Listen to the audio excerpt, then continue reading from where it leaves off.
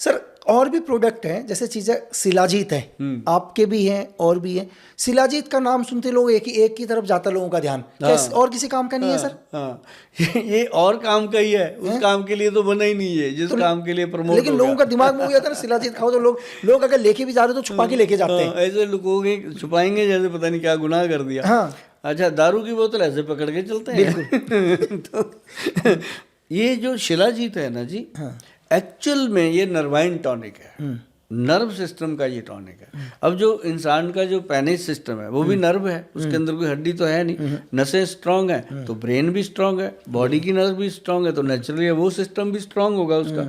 तो शिलाजीत जो है, एक तो इसको सर्दी में कहा गया लेना, अच्छी बात है।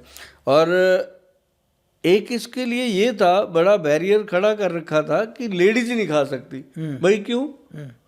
ये महिलाओं के लिए फिर हमारे जो वैद्य हैं, विद्वान, जब आप किसी से बात करते हैं ना तब बातें निकल के आती हैं। तो बात करी, वो कहते हैं गोयल साहब अश्वगंध, शतावर और शिलाजीत मिला के लेडीज को दो, बैक पेन ठीक होगा, उनका जो बार बार लिकोरिया का प्रॉब्लम है ठीक होगा, बॉडी में जो बैक में हर वक्त खड़ के उन्होंने काम करना है, कपड़े धोने निचोड़ने, ये सब दुखता रहता है, सब ठीक होगा। तो मैंने सचमुच इस फार्मूलेशन को गवर्नमेंट से अप्रूव करवाया जी। अश्वगंध, शिलाजीत दोनों ली मैंने 45 mg और 10 mg उसमें शिलाजीत मिला के। शिलाजीत भी हम सूर्य तापी यूज़ करते हैं, जो पत्थर को सूरज की तपस में रख के जो बूंदें टपक जाती हैं वो।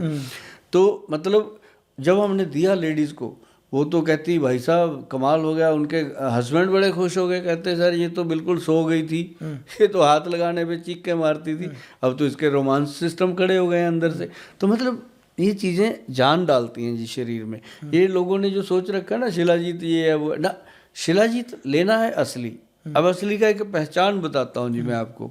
खसखस होता है ना जी, खसखस के दाने जितना भी ले लो आप शिलाजीत चाहे, पूरे भरे हुए पानी के गिलास में फेंक दो, वो रास्ते में नहीं रुकेगा, सीधा गिलास के फर्श पे लगेगा जाके। अच्छा। इतना दाना सा भी, इतना उसमें होता है पानी को चीरने की ताकत, नीचे जाएगा और नीचे जाके उसने चिपक जाना है। चम्मच से हिलाओगे हिलेगा नहीं। अच्छा। चिपकेगा, हाँ। तो वो अपने आप वो ऐसे सांप की तरह धार बनती है, फिर उसकी अपने आप घुलता है जी। जो असली शिलाजीत है वो घुलनशील होता है, अपने आप पानी में घुलेगा, अगर घोलना पड़ गया तो नकली है या मिलावट वाला है। अच्छा। ये सबसे बड़ी पहचान है इसकी। सर जैसे आज के टाइम में जितना जल्दी असर एलोपैथ जो इंग्लिश दवाइयाँ कर रही हैं, क्या आयुर्वेद में भी इतनी फास्ट है असर सर? क्योंकि ये इसके लिए हम धन्यवाद देंगे अपने देश के प्राइम मिनिस्टर देश के अपने पीएम को, जिन्होंने यूनिवर्सिटी खड़ी करी, आयुष डिपार्टमेंट बना दिया। अच्छा। जब से आयुष डिपार्टमेंट बना है तो आयुर्वेद के पास भी वो सारी चीज़ें आ गई, लैब टेस्टिंग आ गई, एक एक चीज़ की रिसर्च आ गई, हर चीज़ पे काम हो रहा है और अब ये उतना ही फास्ट काम करता है। अब देखो पहले आयुर्वेद की ऐसी होती थी पैकिंग जैसी आजकल मार्केट में आ रही हैं, कंपनियां भी बहुत आगे एडवांस हो गई हैं, ये बल्कि फसाई में भी ले गए आयुर्वेद को, आयुर्वेदिक जड़ी बूटियां FSSI में भी बन रही हैं।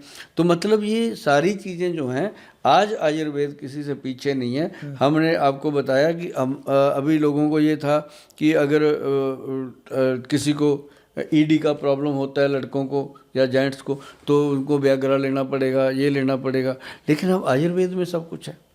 पहले था कि लोग 2-2 महीने 3-3 महीने दवाई खाते थे तब असर होता था, सफ़ेद मूसली, सालो पंजा, कौच बीज खाते थे तब, लेकिन अब वो चीज़ें प्योरीफाई करके उनके एक्सट्रैक्ट रूप बन गए। जैसे 1 किलो में से अब हम क्या करते हैं, 1 किलो हम लेते हैं, मान लो सफ़ेद मूसली, उसका हम एक्सट्रैक्ट निकालते हैं, एक्सट्रैक्ट आता है 10/1 का, 10 किलो, 1 किलो में से 100 ग्राम, 900 ग्राम जो होता है वो वेस्ट मटेरियल होता है, उसको हम अपने खेतों में डाल देते हैं। तो मतलब वो जो 100 ग्राम है जी, वो देखो कितना आगे जाके काम करेगा, 10 गुना तो पहले ही उसकी पावर बढ़ गई।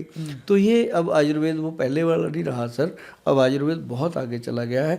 और मेरे जैसे, मैं तो आयुर्वेद का एक बहुत छोटा अदना सा सिपाही हूँ, और आयुर्वेद में तो बहुत बड़े बड़े दिग्गज वैद्य अब आ रहे हैं और बहुत ऐसे छुपे वैद्य हैं जो काम कर रहे हैं, उनका फ्रंट नहीं है, उन्होंने मुझे फ्रंट बनाया। 100-150 वैद्य है जी अपने साथ देश का, और जो बहुत विद्वान वैद्य है, मतलब ताम्र भस्म सर ताम्र भस्म जो है ये किसी के बस का नहीं है बनाना।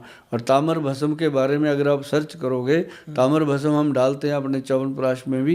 ताम्र भस्म जो होता है वो इंसान के शरीर में ऐसी जान फूंक देता है कि यहाँ तक भी कहा गया है कि बस एक उसमें इतनी ताकत नहीं है कि मुर्दे को खड़ा कर दे, वरना इतने बीमार आदमी को भी उठा के खड़ा कर देता है।